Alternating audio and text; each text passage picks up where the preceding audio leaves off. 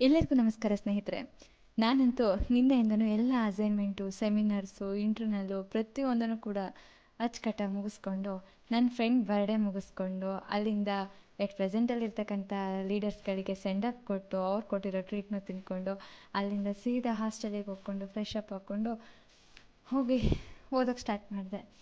ನಾನೇನೋ ಓದ್ತಾನೇ ಇದ್ದೆ, ಬಟ್ ಬೇರೆ ಫ್ರೆಂಡ್ಸ್ ಎಲ್ಲ ಸ್ಟಡಿ ಹಾಲಿಡೇಸ್ಗೆ ಮನೆಗೆ ಅಂತ ಹೊರಟಿದ್ರು. ಅವ್ರು ಸುಮ್ಮನೆನಾದರೂ ಹೋಗ್ತಾರಾ, ತುಂಬ ಜೋಶಾಗಿ ಹೊರಟಿದ್ರು. ಅವ್ರನ್ನ ನೋಡಿ ನನ್ನ ಮೊದಲೇ ಕೇಳ್ತೀರಾ, ನನಗೂ ಕೂಡ ಮನೆ ನೆನಪಾಯಿತು. ತಡನೇ ಮಾಡಲಿಲ್ಲ, ಮತ್ತೆ ಹೋಗಿ ಬೇಗ ಹೋಗಿ ರೆಡಿ ಆಗೋಣ ಅಂತ ಸ್ಟಾರ್ಟ್ ಮಾಡಿದೆ. ನಂದೇನು ತುಂಬ ಮೇಕಪ್ ಅಲ್ಲ, ಸಿಂಪಲ್ಲಾಗಿ ಪಾಂಡ್ಸ್ ಮಾಯ್ಶ್ಚರೈಸರು, ಅಲ್ಲಿಂದ ಲ್ಯಾಕ್ಮಿ ಸನ್ಸ್ಕ್ರೀನು. ಬಿಕಾಸ್ ಇವೆರಡು ಕೂಡ ತುಂಬಾ ಇಂಪಾರ್ಟೆಂಟು, ಗೊತ್ತಿದೆ ಅಲ್ಲ ಬಿಸಿಲು ಎಷ್ಟಿದೆ ಅಂತ. ಸೊ ಸ್ಕಿನ್ ಕೇರಿಗೋಸ್ಕರ ಸಿಂಪಲ್ಲಾಗಿ ಅಪ್ಲೈ ಮಾಡಿದೆ. ಅಪ್ಲೈ ಮಾಡಿ ನೆಕ್ಸ್ಟು ಲಿಪ್ ಲೈನರು ಲೈಟಾಗಿ ಹಾಕಿ ಕಣ್ಣಿಗೆ ಕಾಡಿಗೆ ಹಚ್ಕೊಂಡು ಹಣೆಗೆ ಬೊಟ್ಟಿಟ್ಟೆ. ಇದೆಷ್ಟೇ ಮಾಡಿದರೂ ಕೂಡ ಕವನ ಯಾವಾಗ ಸ್ಪೆಕ್ಟ್ ಹಾಕ್ತಾರೆ ಆವಾಗ ಮಾತ್ರ ಅವಳು ರಿಯಲ್ ಕವನ ಅಂತ.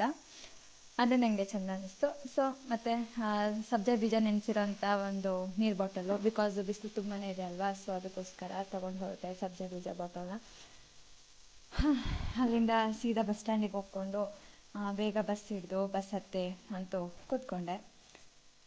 ತುಂಬ ಟ್ರಾವೆಲ್ ಮಾಡ್ತಾ ನಿದ್ದೆ ಮಾಡ್ತಾ ಅಲ್ಲೆಲ್ಲ ಸಿಕ್ಕೋ ಫ್ರೆಂಡ್ಸ್ಗಳನ್ನೆಲ್ಲ ಮಾತಾಡ್ಸ್ಕೊತ ಅಂತೂ ಊರಿಗೆ ಹೋಗಿ ಮುಟ್ಟೋಷ್ಟ್ಲಿಗೆ ಸಂಜೆ ಆಗಿತ್ತು.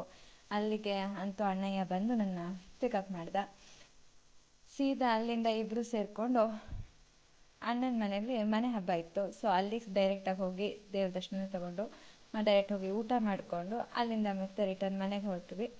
ತುಂಬಾ ತಡ ಆಗಿತ್ತು ಆಲ್ರೆಡಿ. ಸೊ ನನಗಂತೂ ತುಂಬಾ ಸುಸ್ತಾಗಿತ್ತು ಫ್ರೆಂಡ್ಸು. ಸೊ ಅಂತೂ ಈಗ ತಾನೇ ಮನೆಗೆ ಬಂದೆ. ಇನ್ನೂ ಫ್ರೆಶ್ ಅಪ್ ಆಗಬೇಕು, ಊಟ ಮಾಡಬೇಕು, ಜಾಸ್ತಿ ಮಾತಾಡಬೇಕು, ಮಲಗಬೇಕು. ಸೊ ಎಲ್ರಿಗೂ ಕೂಡ ಬಾಯ್, ಗುಡ್ ನೈಟ್. ವಿಡಿಯೋ ಇಷ್ಟ ಆದರೆ ಲೈಕ್ ಮಾಡಿ, ಶೇರ್ ಮಾಡಿ. ಬಾಯ್, ಗುಡ್ ನೈಟ್, ಥ್ಯಾಂಕ್ ಯು.